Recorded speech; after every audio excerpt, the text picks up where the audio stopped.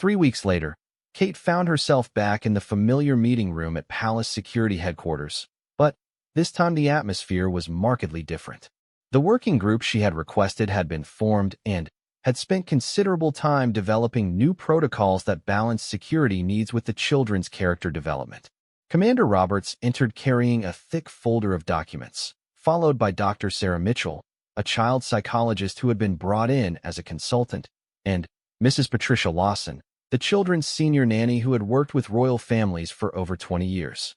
"Your Royal Highness," Commander Roberts began, "I believe we have developed some workable solutions to the concerns you raised." Kate settled into her chair, eager to hear their recommendations. Over the past weeks, she had continued to think about the broader implications of how royal children were being protected and guided. She had also spoken with other royal families in Europe who had faced similar challenges. Dr. Mitchell opened the discussion. "We've analyzed numerous scenarios involving spontaneous, compassionate responses from royal children. Our research shows that suppressing these natural instincts can actually create long-term psychological difficulties and impair their ability to connect with people later in life." Kate nodded, feeling vindicated in her position. "What specific recommendations have you developed?" Commander Roberts, who now seemed more comfortable with the collaborative approach, presented the first set of changes. "We've created a rapid assessment protocol that allows protection officers to make quick decisions about the safety of spontaneous interactions. Officers will receive additional training in child psychology and situation assessment." Mrs. Lawson added her perspective. "We've also developed age-appropriate guidelines that help the children understand when and how they can safely help others. Rather than blanket restrictions, we're teaching them to work with their protection officers." Kate was pleased with the direction of their thinking. "Can you give me a specific example of how this would work?" Dr. Mitchell consulted her notes. "Let's say Princess Charlotte encounters another distressed child. Under the new protocol, her protection officer would quickly assess whether the child appears genuinely upset, whether there are any obvious security concerns in the immediate area, and whether the interaction can be safely facilitated." Commander Roberts continued the scenario. "If the assessment indicates the interaction is safe, the officer would position themselves to maintain visual contact and be ready to intervene if necessary, while allowing Charlotte to offer comfort or assistance." Kate found this approach much more reasonable. "And what about situations where the officer determines the interaction isn't safe?" "The officer would gently redirect Princess Charlotte while explaining the specific safety concerns," Mrs. Lawson explained. "We want her to understand that the restriction is due to particular circumstances, not because helping others is inherently wrong." The working group had also addressed Kate's concerns about follow-up care for people the royal children encountered in distress. They had developed procedures for discreetly ensuring that individuals who had been helped received appropriate ongoing support when needed. "We've coordinated with local schools, hospitals, and social services," Dr. Mitchell explained. "When our children interact with someone who clearly needs additional help, we can facilitate appropriate professional support without violating privacy or creating unwanted attention." Kate was impressed with the thoroughness of their planning. "How will these new protocols be implemented?" Commander Roberts outlined a comprehensive training program for all protection officers assigned to the royal children. The training would include modules on child development, recognition of genuine distress versus potential security threats, and techniques for facilitating safe interactions. "We're also creating a database of common scenarios and responses," he added. "This will help officers make consistent decisions and learn from each other's experiences." Mrs. Lawson had developed educational materials for the children themselves. "We want Charlotte, George, and Louis to understand their unique position and responsibilities. They'll learn how to work with their protection officers to help others safely." Kate appreciated this approach. "I think it's important for them to understand that their security needs don't exempt them from caring about others, but rather require them to be thoughtful about how they express that care." The group spent another hour reviewing specific implementation details. They had created decision trees for officers, communication protocols for coordinating with schools and other institutions, and assessment criteria for different types of situations. Dr. Mitchell raised an important point. "We've also considered the psychological impact on the children when they encounter distress they cannot directly address due to security concerns. We've developed techniques for helping them process these experiences and find alternative ways to contribute. Kate was particularly interested in this aspect. Can you elaborate on that? For example, if Charlotte wanted to help a homeless person but couldn't safely approach them directly, we could arrange for her to contribute to homeless charities or volunteer at supervised events where she could express her compassion safely, Dr. Mitchell explained. Commander Roberts added, "We're also establishing relationships with reputable charitable organizations that could benefit from royal involvement while maintaining appropriate security standards." As the meeting progressed, Kate felt increasingly optimistic about the changes being proposed. The working group had clearly invested significant time and effort in understanding both the security challenges and the developmental needs of her children. "When can we begin implementing these protocols?" Kate asked. "We'd like to start with a pilot program next month," Commander Roberts replied. "We'll begin with controlled scenarios and gradually expand to real-world situations as our officers become comfortable with the new procedures." Mrs. Lawson suggested including the children in the pilot program design. "Charlotte is bright enough to understand what we're trying to achieve. Her input could help us refine the protocols." Kate agreed enthusiastically. "I think involving her in the process would help her feel empowered rather than restricted." The meeting concluded with a clear timeline for implementation and regular review sessions to assess the effectiveness of the new protocols. Kate felt that they had achieved a meaningful balance between security and character development. That evening, Kate shared the news with William over dinner. He had been supportive throughout the process, but had allowed Kate to take the lead since she had witnessed Charlotte's distress firsthand. "It sounds like you've achieved something significant," William said with admiration. "These changes could benefit not just our children, but future generations of royals." Kate nodded thoughtfully. "I keep thinking about Charlotte's question about whether the boy was okay. That concern for others is something we never want her to lose." A week later, the first test of the new protocols came unexpectedly during a family outing to a local farmer's market. Charlotte was walking with her protection officer, Sergeant Davis, who had completed the new training, when they encountered an elderly woman who had fallen and was struggling to get up. Kate watched from a distance as Charlotte immediately moved toward the woman, glancing back at Sergeant Davis. Instead of immediately redirecting her, the officer quickly assessed the situation, noted that other market vendors were also approaching to help, and gave Charlotte a subtle nod of approval. Charlotte knelt beside the elderly woman and gently asked if she was hurt, while Sergeant Davis maintained a protective position nearby. Together with the market vendors, they helped the woman to her feet and ensured she was steady before continuing on their way.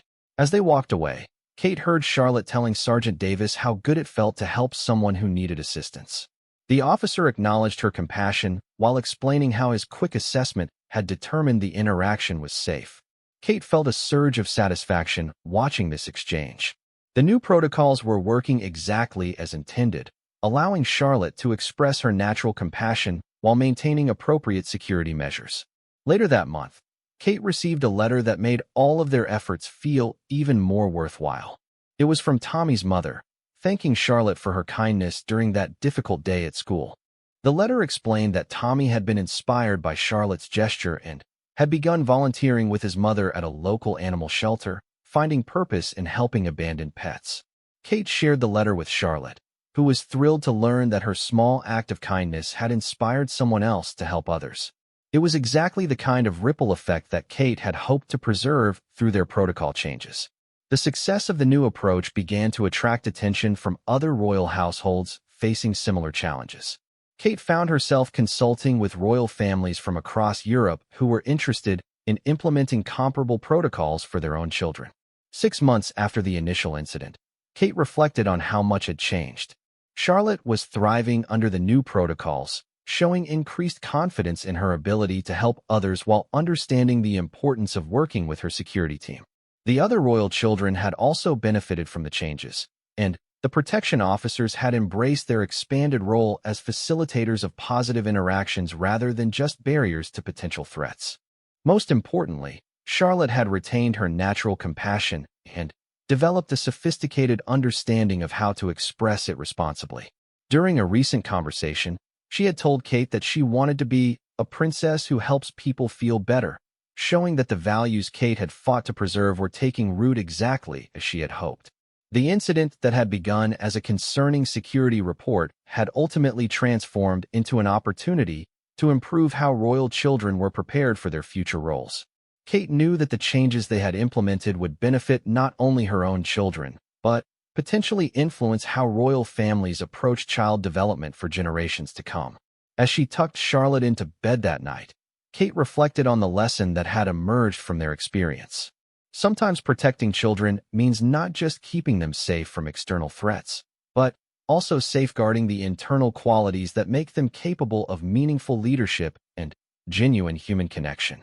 In Charlotte's case, preserving her instinct for compassion had required fighting for changes to long-established security protocols, but the result was a child who understood both her responsibilities and her opportunities to make a positive difference in the world. The following morning brought a flurry of activity as Kate prepared for her meeting with Commander Roberts, the head of the Royal Protection Unit. She had spent the previous evening researching similar incidents involving other royal children and discovered that Charlotte's situation was not unique. There had been multiple occasions where young royals had been reprimanded for spontaneous acts of kindness or curiosity. Kate arrived at the security headquarters within Kensington Palace 30 minutes early, using the time to walk through the gardens and collect her thoughts. She knew this meeting would set an important precedent for how her children would be protected and guided in the future. Commander Roberts greeted her with the respect due to her position, but Kate could sense his defensiveness about the situation. He was a career security professional who had dedicated his life to protecting the royal family, and he clearly viewed her request for review as a challenge to his methods. "Your Royal Highness, I understand your concerns about yesterday's incident," he began, settling into his chair across from her. "However, I hope you can appreciate the complex security considerations we face daily." Kate nodded thoughtfully. "Commander Roberts, I absolutely appreciate the challenges of your position. What I'm hoping to achieve today is a discussion about how we can maintain excellent security while also nurturing the character development we want for our children." She pulled out a folder containing notes she had prepared. "I've been thinking about this extensively, and I believe we need to find a middle ground. Charlotte's instinct to help a distressed child reflects values that William and I consider essential to her future role." Commander Roberts shifted uncomfortably. "Ma'am, with respect, any deviation from established protocol creates potential vulnerabilities. Our procedures have been developed through years of experience and threat assessment." Kate leaned forward slightly. "I'm not asking you to abandon security protocols. I'm asking you to help us develop approaches that protect our children while still allowing them to engage naturally with the world around them." She opened her folder and referenced her notes. "For instance, could we create guidelines for situations where the children encounter others in distress? Perhaps the protection officers could quickly assess the situation and, when appropriate, facilitate safe interactions rather than immediately intervening." The commander's expression suggested he found this proposal problematic. "Your Royal Highness, any delay in removing a royal from an uncontrolled situation increases risk exponentially. We cannot predict what might happen in those moments." Kate felt her frustration building but maintained her diplomatic composure. "Commander, yesterday a 7-year-old girl wanted to comfort a crying child. She wasn't approaching a suspicious adult or entering a dangerous area. She was responding to human distress with compassion. But how do we know the situation was innocent?" he countered. "The crying child could have been part of a larger threat scenario. These situations can be manipulated by people with harmful intentions." Kate paused, recognizing that his concerns weren't entirely unreasonable, but she also felt that his approach was creating a sterile environment that could damage her children's emotional development. "Let me ask you this," Kate said carefully. "What would you recommend we tell Charlotte about yesterday? Should we tell her that helping others is dangerous? That showing compassion makes her vulnerable?" Commander Roberts looked uncomfortable with the directness of her questions. "Perhaps we could explain that there are appropriate times and places for charitable interactions, and that coordination with security is necessary." Kate shook her head. "Commander, spontaneous kindness cannot be scheduled or coordinated." When Charlotte saw that child crying, she didn't have time to consult with Sergeant Williams about whether it was an appropriate moment for compassion. The meeting continued for over an hour, with Kate presenting various scenarios and proposals while Commander Roberts raised security objections to each one.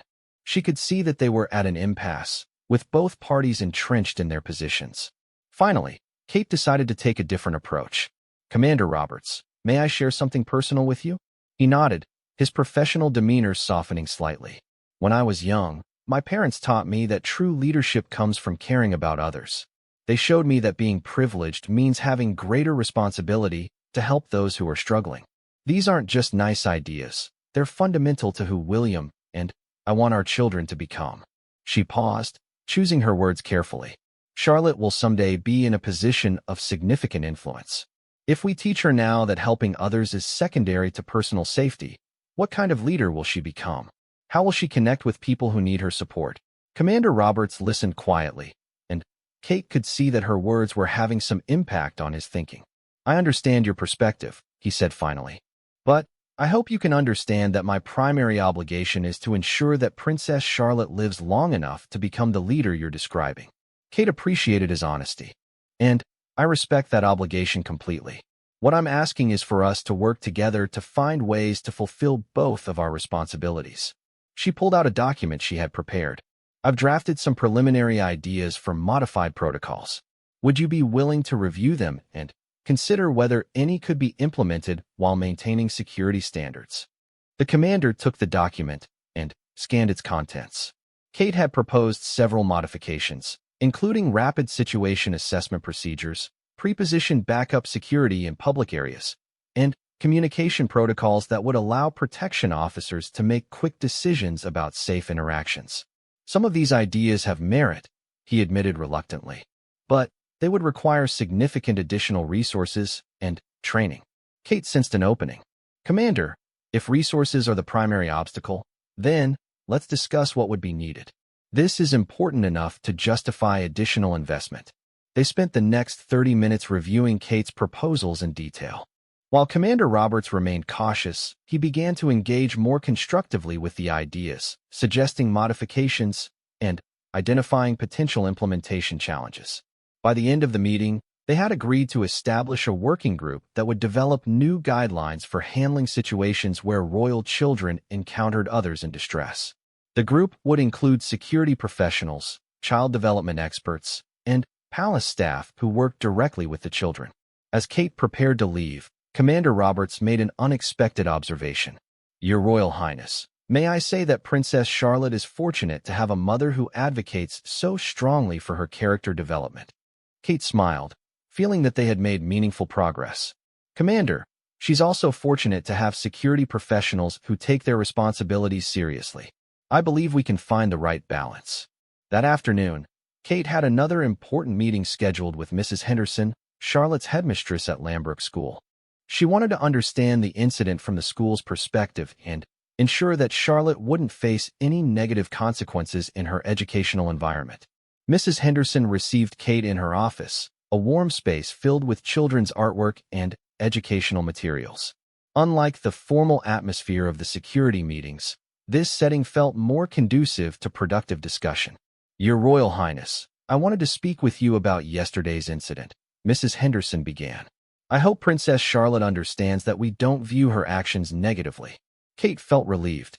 "I was concerned that she might feel she had violated school rules." "Quite the contrary," Mrs. Henderson said with a genuine smile. "What Charlotte did yesterday represents exactly the kind of character we hope to develop in all our students. She showed empathy, courage, and genuine concern for another child." Kate leaned forward with interest. "Can you tell me about the boy she helped? I promised Charlotte I would find out if he was okay." Mrs. Henderson's expression grew more serious. "His name is Tommy, and he was having a particularly difficult day. His parents are going through a divorce, and he's been struggling emotionally. When Charlotte approached him, she was the first person who had shown him kindness that day." Kate felt her conviction about defending Charlotte's actions strengthen even further. "What happened after Charlotte was taken away?" "Our staff immediately went to check on Tommy. Charlotte's gesture had actually calmed him down considerably, and he was able to rejoin his class activities. In fact, he's been asking about the nice princess ever since." Kate smiled, feeling proud of her daughter's instincts. Is there anything we can do to help Tommy's situation? Mrs. Henderson appreciated the offer. We have excellent counseling resources, and his teachers are providing extra support. Sometimes just knowing that someone cares makes all the difference for children in difficult situations. As their meeting concluded, Kate felt reassured that the school would continue to encourage the kind of compassionate behavior Charlotte had displayed. Mrs. Henderson also offered to coordinate with the Royal Protection Unit to develop better communication protocols for future situations. Walking back through the palace corridors, Kate reflected on the progress she had made. The security review was underway, the school remained supportive, and, most importantly, Charlotte would understand that her compassionate instincts were valued and encouraged. That evening, Kate found Charlotte in the nursery playing with her dolls. She sat down beside her daughter and gently brought up the previous day's events. "Charlotte, I wanted you to know that I met with some people today about what happened yesterday," Kate began. Charlotte looked up with curious eyes. "Are they angry with me?" "No, sweetheart. Actually, everyone agrees that you did something very kind. Sometimes grown-ups need to figure out the best way to keep you safe while still letting you help others." Kate pulled Charlotte onto her lap. "And I have good news about the boy you helped. His name is Tommy, and he's feeling much better. Your kindness really helped him when he was sad." Charlotte's face brightened considerably. "Really? He's not sad anymore.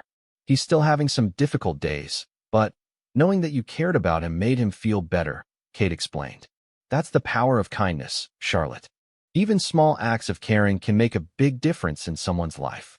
As she tucked Charlotte into bed that night, Kate felt confident that she was fighting the right battle. The challenge would be ensuring that the changes she was advocating would be implemented effectively and permanently. Catherine sat in her private office at Kensington Palace, morning sunlight filtering through the tall windows as she reviewed her daily schedule. The peaceful atmosphere was interrupted when her private secretary, James, knocked gently on the door. "Your Royal Highness, there's a matter that requires your immediate attention," James said, his usual calm demeanor showing signs of concern. Kate looked up from her papers, noting the tension in his voice. "What is it, James?" He placed a formal document on her desk. "It's a security report from yesterday's school pickup. There was an incident involving Princess Charlotte." Kate's maternal instincts immediately kicked in as she reached for the report. Her eyes scanned the official letterhead from the Royal Protection Unit before diving into the details. The report described an encounter that had occurred when Charlotte was leaving her art class at Lambrook School. According to the document, Charlotte had been walking toward the designated pickup area when she noticed a young boy sitting alone on a bench, crying. The report stated that against protocol, Charlotte had approached the child without her protection officer's permission. She had sat beside the boy and offered him her snack, asking if he was all right. The protection officer, Sergeant Williams, had quickly intervened and escorted Charlotte to the waiting vehicle. The report noted this as a security breach and recommended immediate disciplinary action and enhanced behavioral training for the young princess. Kate felt her heart sink as she read the cold, clinical language describing what was clearly an act of kindness from her daughter. She set the report down and looked at James, who had been watching her reaction carefully. "Where is Charlotte now?" Kate asked. "She's in her morning lessons with her tutor.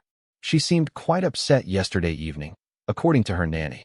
She kept asking if she had done something wrong." Kate stood from her chair and walked to the window, gazing out at the palace gardens where she often watched her children play. She remembered her own childhood, how her parents had taught her the importance of compassion and helping others. These were values she and William had worked hard to instill in their children, despite the unique challenges of royal life. The more she thought about the situation, the more troubled she became. Charlotte had done exactly what any caring child should do when they see someone in distress. Yet the security report made it sound like she had committed some serious offense. Kate picked up the report again and read through it more carefully. Sergeant Williams had been with the family for 2 years, and she had always found him to be professional but perhaps overly rigid in his interpretation of protocol. She noticed that the report contained no mention of the crying child's welfare or any attempt to understand why Charlotte had felt compelled to help.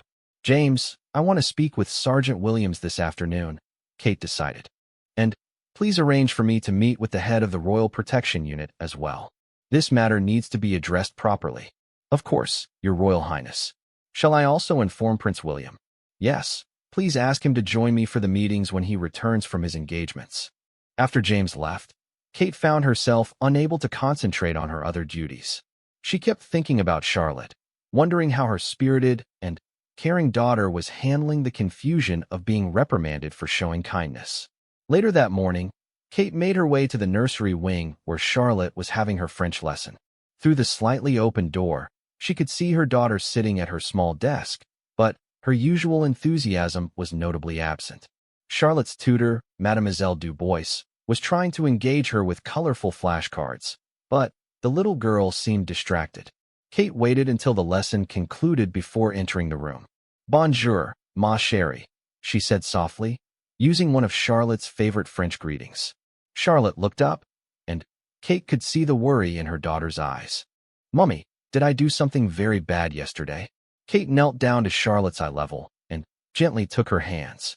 "Tell me what happened, sweetheart. In your own words." "There was a boy, and he was crying so hard. He looked like George when he falls down and hurts himself. I just wanted to make him feel better," Charlotte explained, her voice small and uncertain. "But then Sergeant Williams was very serious and said I shouldn't have left where I was supposed to be." Kate felt a surge of pride mixed with frustration. Her daughter had acted with pure instinct to help another child, yet she was being made to feel guilty about it. "You have a kind heart, Charlotte. That's a beautiful thing," Kate said, brushing a strand of hair from her daughter's face. "Sometimes grown-ups worry about keeping you safe, and they might react in ways that seem confusing.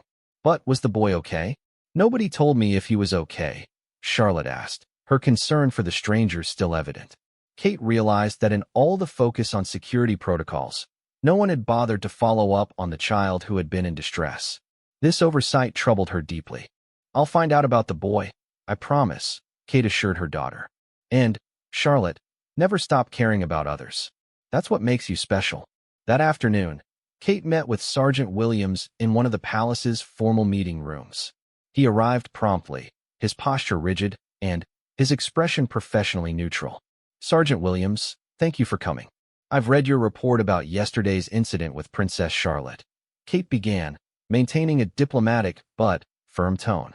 "Your Royal Highness, I felt it necessary to document the security breach. The princess left her designated safe zone without authorization, which could have put her at risk," he responded stiffly. Kate studied his face, noting the complete absence of any acknowledgement of Charlotte's compassionate motivation. "And what about the child who was crying? What was done to help him?" Sergeant Williams looked momentarily uncomfortable. "That wasn't within the scope of my responsibilities, ma'am. My duty is to protect Princess Charlotte." "Your duty is to protect my daughter while still allowing her to grow into a caring, responsible person," Kate corrected. "What you witnessed yesterday wasn't a security breach. It was a young girl responding to another child in distress with natural compassion." The sergeant shifted slightly, but maintained his position. "With respect, Your Royal Highness, protocol exists for important reasons. If exceptions are made, it becomes difficult to maintain consistent security standards." Kate felt her patience beginning to wear thin. She understood the importance of security, but she also understood the importance of raising children who weren't so isolated by protocol that they lost their humanity. "Sergeant Williams, I appreciate your dedication to our family's safety. However, I'm requesting a formal review of this incident and the protocols surrounding it. I believe there's room for improvement in how we balance security with allowing our children to develop empathy and social responsibility." The meeting continued for another 30 minutes, during which Kate made it clear that while she valued security, she would not accept an approach that punished her children for acts of kindness. She explained that she and William had always emphasized the importance of service and caring for others, values that were fundamental to their roles as future leaders. By the time Sergeant Williams left, Kate had made her position crystal clear. The incident would be reviewed not as a disciplinary matter for Charlotte, but as an opportunity to examine whether current protocols were serving the best interests of the children's development. That evening, when William returned from his royal duties, Kate briefed him on the situation. His reaction mirrored her own combination of pride in Charlotte's instincts and frustration with the handling of the situation. We need to ensure this doesn't happen again, William said firmly. Our children need to feel free to show compassion without fear of reprimand. Kate nodded, already formulating her next steps. She had decided to take the matter to the highest levels of the Royal Protection Unit and, if necessary, to senior palace officials. This was about more than one incident. It was about the kind of people they wanted their children to become.